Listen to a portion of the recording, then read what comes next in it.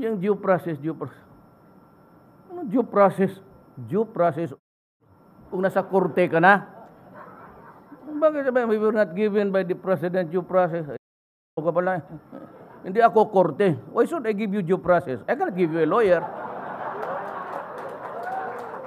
I cannot handle a proceeding or proceedings against you.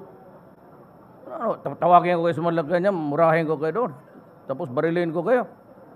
No. Due process. Hingiin mo yan sa korte. And during the time when you are in custody, being investigated, maybe. But not me. Ako, ang trabaho ko is, I have this sworn, is sacred duty to tell the Filipino the state of things in this country and simply the truth, period. Sinabi ko na noon, wala pang kampanya, you might want to retire early. You guys who know that I know na ganun tayo.